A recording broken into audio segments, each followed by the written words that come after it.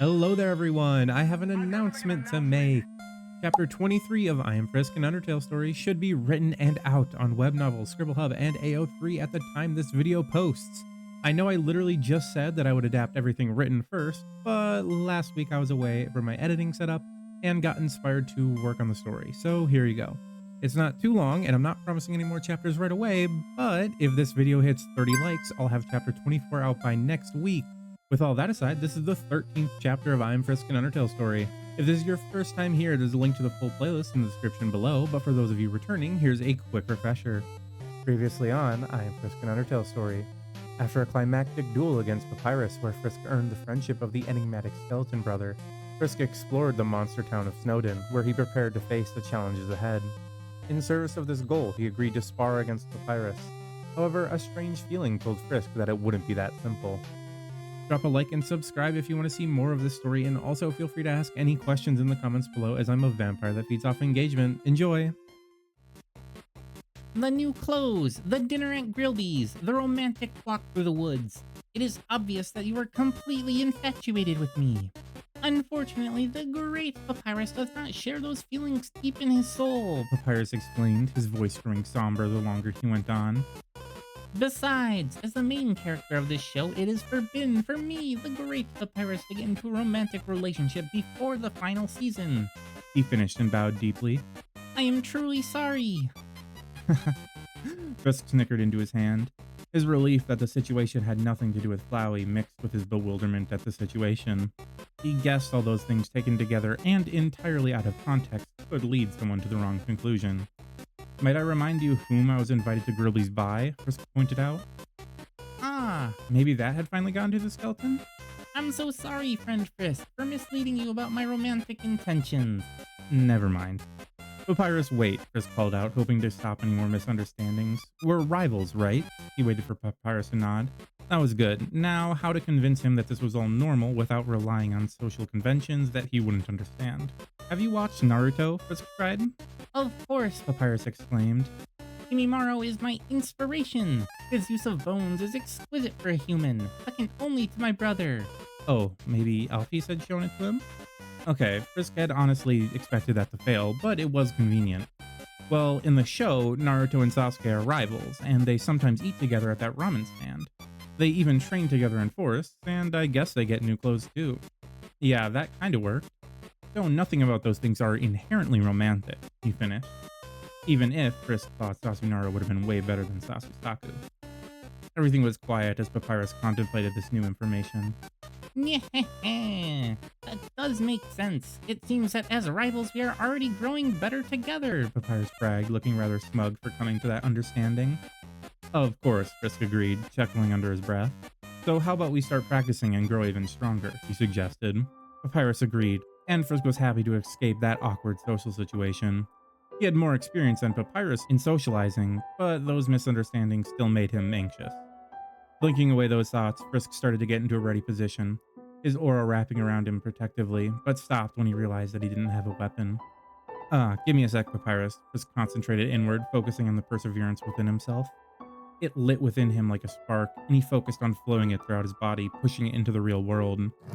A purple flame burst into existence above his palm, and he smiled. Focusing, Frisk tried to will the flame into the form of a spear. Unfortunately, as the flame elongated, it fought against his control and eventually became too thin, dissipating into its surroundings. Damn, he scowled. It was still pretty much impossible for him to manifest the weapon at the start of combat. Ah, do not worry, my rival. The great Papyrus is also unable to manifest a magic weapon. That's right, Papyrus had only used a bone enhanced with his bravery magic during their fight. Would you also like a patented bone spear? He formed another bone out of the ground and offered it to Frisk.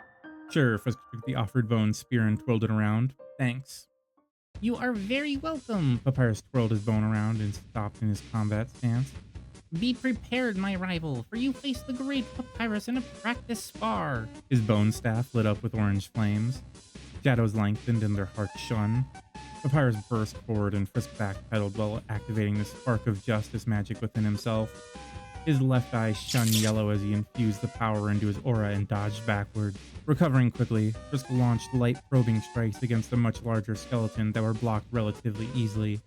They went back and forth before a large sweeping strike he failed to block sent him flying and his aura flashed signature yellow-purple. Frisk dug deeper into his justice and dashed forward, hoping to overwhelm his opponent with sheer speed. But Papyrus continued blocking each attack, using his comparatively superior skill and strength to fend Frisk off. Even worse, with each attack Papyrus threw, the orange flames of his bravery grew stronger. Papyrus wasn't even using his bone attacks and was still winning. Frisk needed to throw him off somehow. Prepare for my blue attack, Papyrus called out and lifted up his leg. Frisk tried to back away, but couldn't make it out of the range of the dark blue pulse that slammed into his soul and turned it blue. It once again felt like a crushing weight was pressing him against the ground. He was now on the back foot. With gravity working against him, the speed that had been his only advantage disappeared. Desperately, Frisk blocked until he was forced to give up on using Justice Magic and hope his perseverance was enough. The pace of the fight shifted.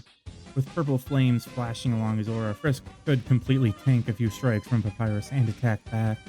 The orange flames were still strong, but if he disrupted Papyrus's combos, they wouldn't drain him too much of his aura. However, something happened when Frisk tried to enhance his bone spear with magic. It wasn't absorbing as much of the perseverance as even the stick had, making it weaker. Maybe it was due to the bone being made of someone else's magic? Still, even with his change in tactics, he was now going too slowly to capitalize on the openings he created.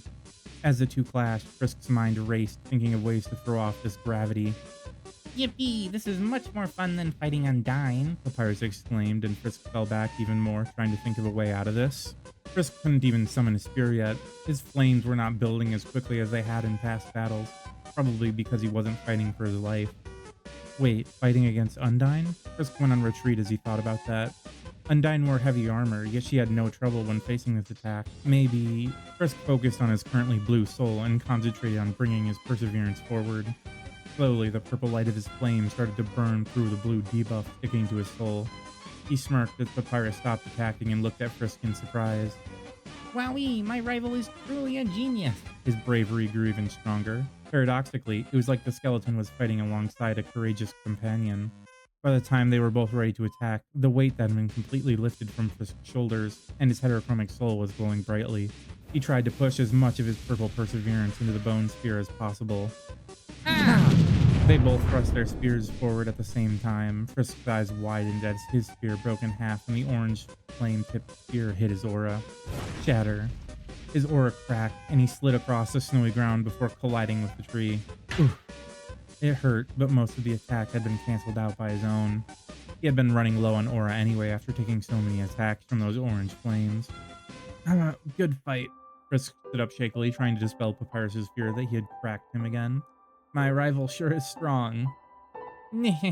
Of course I am. The great Papyrus was trained by Undyne, the leader of the Royal Guard. Papyrus trailed off a bit at that. Though I still do not know how I will defeat her. My bravery is strong, but whenever I try integrity, she easily counters it just like you did. Does Undyne get rid of it the same way I do? He asked, trying to understand what the problem was. Yes, I believe so, Papyrus stomped his feet. but she does it even easier because she constantly uses integrity to lighten her armor. Interesting. Frisk hadn't known about that. It seemed like Undyne specialized in affecting her own gravity, while Papyrus focused more on affecting others. If she could lighten her armor, then it would also stand to reason that she can make it heavier. She would be a difficult monster to fight.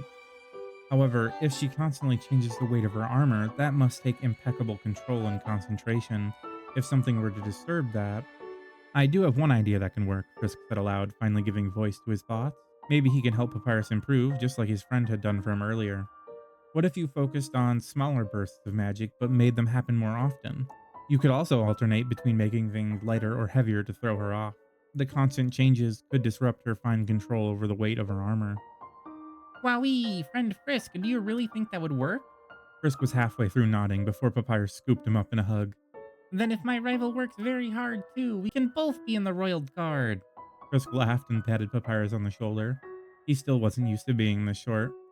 The great Papyrus will start working on it immediately, He called out, and Frisk had to rush to stop him. He glanced at the remnants of his bone spear lying in the nearby snow, still giving off wisps of purple fire, and decided he should probably find a new weapon. That, combined with the fact that his aura was utterly depleted, made Frisk call a timeout. I'll just walk around here and look for another stick to use for the time being. Using a bone staff made of someone else's magic apparently didn't work very well. You keep practicing. I'll be right back." They said goodbye, and Frisk walked further into the woods. He kept an eye out for a fallen stick of the right size and shape, but mostly he was thinking. He had progressed in both his aura and use of magic. He was using aura almost instinctively now, and Frisk felt like the overall pool had grown as well. His magic was more complicated. He had made progress, but he still couldn't reach his full power without special conditions. Conditions only facilitated by the monster he wanted to kill. Before he came to the underground, it would have been impossible for him to do these things, but Die. the vine pierced his heart, choking on his own blood. Frisk looked at Flowey's satisfied face as darkness encroached on his vision. He shook his head, but the crushing weight of knowing that it wasn't enough still haunted him. His justice wouldn't make him fast enough to run through time, and his perseverance wouldn't damage Flowey through saves. The only reason Frisk still lived was at the whims of a madman. A spike of pain in his left eye brought him out of those depressing thoughts. He quickly found a stick that he thought would be good enough and began returning to the clearing. All he could do now was fight on and improve. A little bit of his aura had already returned, so maybe he can try and train some more. His best bet was probably to reach the lab and try to figure out a solution with Alphys. However, he didn't like the idea of telling another monster about what was happening. The consequences of that were still fresh in his mind. But he would have to push through. When he entered into the clearing, the sight he came back to made him freeze. What? Sans was standing in the middle of the clearing. The skeleton turned around at that noise, and that's when Frisk got a good look at what had happened. A broken spear lay jutting out of a pile of dust. Purple flames, barely visible against the snow, slowly drifted off the offending object. Frisk turned back to Sans in horror and saw the skeleton clutching a long red scarf. The pit where his right eye was supposed to be stood pitch black, but that only drew his attention to his left eye, which was glowing an ethereal blue light. You The sound of something charging came from behind his head. "I'm sorry," Sans muttered. The hairs on Frisk's neck stood on end, and he desperately tried to open his mouth to explain. Before he could process what was happening, his world disappeared in a storm of light blue magic. Thank you all so much for listening. Did I surprise at least some of you with that final scene? Sans will be playing a bigger role in this story, but I just wanted to take the opportunity to show the extent of Flowey's potential. Because while he might not be the strongest monster in the underground, he's had enough time to get really good at manipulating people. Good enough to frame Frisk for the murder of Papyrus, at least. Schedule-wise, I don't know if there will be a second video made this week due to the same reasons that I ended up writing Chapter 23. We'll see about that when Saturday rolls around. Other than that, remember that if this video gets 30 likes, I'll write Chapter 24 by next week. I know it's possible, but I don't exactly think it's likely to hit it, and I thought a like goal would be a good way to motivate both you all and myself. Adios and have a great rest of your day.